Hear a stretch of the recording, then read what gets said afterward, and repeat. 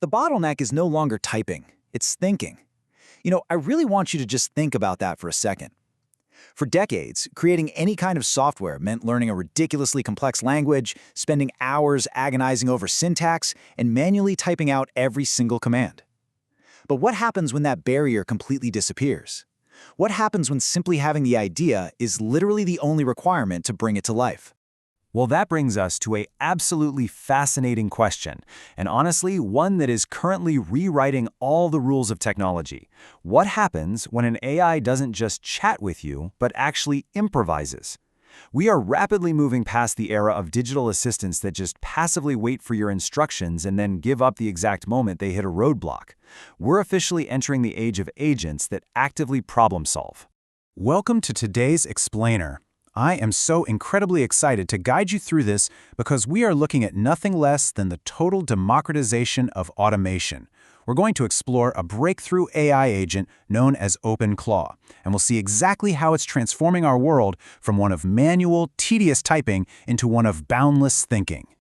Here's our roadmap for today's Explainer. First, we'll look at the fundamental shift from typing to thinking. Then, how these AI agents actually function in the wild. Third, automating the real world. Fourth, moving from reckless experiments to secure sandboxes. And finally, the future of collaborative agents. Let's jump right in. Section 1. From typing to thinking. The shift in software creation. Okay, so the story of OpenClaw starts with a developer named Peter Steinberger. He had been programming for 25 years, built a successful company, sold the dream, and then hit massive burnout. He completely lost his spark. But in early 2025, he decided to try a little experiment with some new AI coding tools and had this profound realization. AI could now handle all the boring boilerplate plumbing of software development. Suddenly, building software felt like playing a video game again. In just a few months, empowered by AI doing all the heavy typing, he built 44 entirely different projects. And this wasn't just about faster coding. It was a fundamental leap in AI behavior. See, while traditional chatbots will just throw their hands up and quit the second they hit a slight error or lack an exact tool, these new autonomous agents do something entirely different. When an agent hits a wall, it doesn't quit. It looks around its digital environment, improvises, and finds a clever workaround entirely on its own. Which brings us right to Section 2, how AI agents actually work. Autonomy in action. To test out his 44th project, which was a custom WhatsApp bot, Peter took it on a trip to Marrakesh. He wanted it to help him navigate, translate things, and find restaurants, and he even tweaked it to speak naturally, kind of like a friend.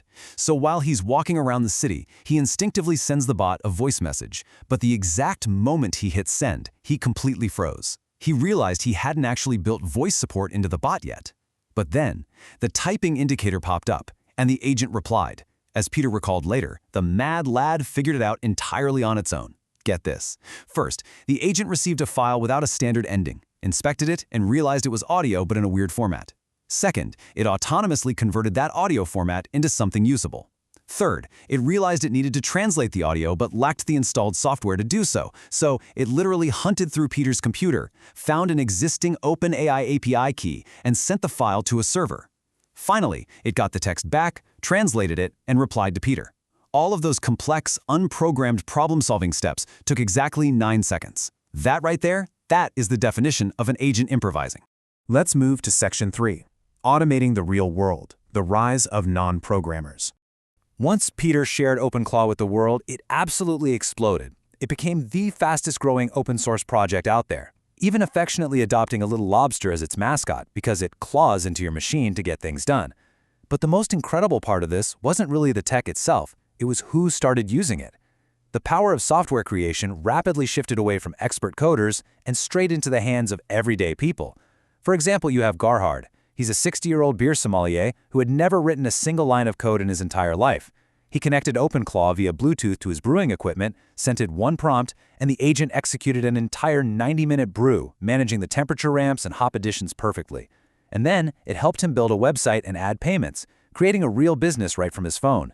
Then you have a retiree over in Shenzhen using it to completely automate their daily grocery shopping, and a teenager in Sao Paulo who built an entire, fully functioning tutoring business. None of these people are programmers. They are everyday entrepreneurs, totally empowered by this accessible AI building. And this actually brings us to a super fascinating cultural phenomenon. In China, installing OpenClaw is literally referred to as raising lobsters.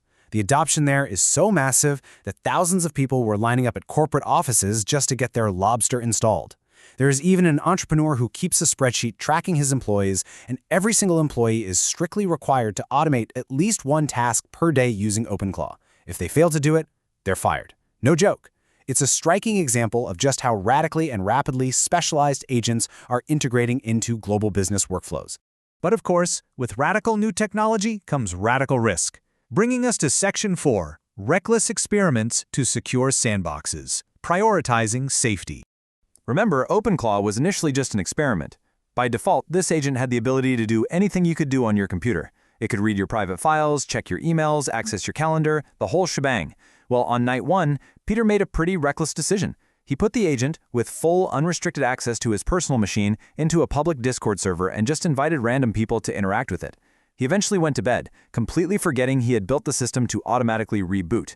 By morning 2, he woke up to over 800 messages. Immediate panic set in. He literally ran over and pulled the plug on his system, absolutely terrified the agent might have leaked his entire private life to the internet. Luckily, nothing bad actually happened, but the immense danger of an unrestricted, autonomous agent was glaringly obvious.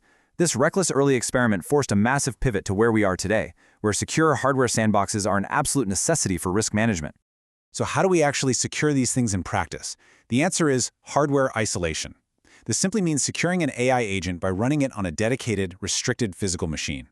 By literally keeping the agent locked on a totally separate device, you ensure that even if it decides to go rogue, or if someone prompts it maliciously, it simply does not have unauthorized physical access to your personal files, your private photos, or your sensitive corporate data. And the contrast in these deployment strategies is stark. By default, Peter had initially added this heartbeat feature where the agent would just wake up periodically on its own, check his emails, and follow up on loose ends. His prompt for it was literally just, "Surprise me." That is unrestricted and frankly absolutely terrifying access. No small business or large corporation could ever safely use that. But with hardware isolation, the approach completely changes. Users today are solving this by buying dedicated, cheaper secondary computers. Peter has single-handedly boosted Mac Mini sales because people are buying one just for their agent to live on. Peter actually runs his own on a Mac Studio that he literally calls the Castle. The agent is safely locked inside its digital castle, fully restricted from the rest of the kingdom, allowing for a modern, secure, containerized agent deployment. Which perfectly sets up our final section, the future of collaborative agents, transforming work. So what is the ultimate endgame for this technology in the professional world? Well, you're not just going to have one smart assistant, you're going to have an entire fleet. In a future small business setup, imagine having a meeting agent sitting in on your calls. It's not just taking notes, it's listening bidirectionally, instantly spinning off a sub-agent to fact-check a statistic mentioned by a client in real time. Meanwhile, a follow-up agent is already drafting and dispatching summary emails to the team before the meeting even concludes. And off the clock, a personal agent is securely managing your health metrics or relationship reminders.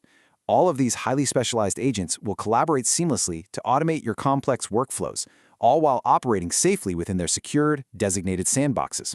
It really brings to mind this profound idea. How did humanity level up? By specializing and collaborating. And that is exactly what AI agents are about to do. This isn't just a simple technological upgrade, it is a direct mirroring of human progress itself.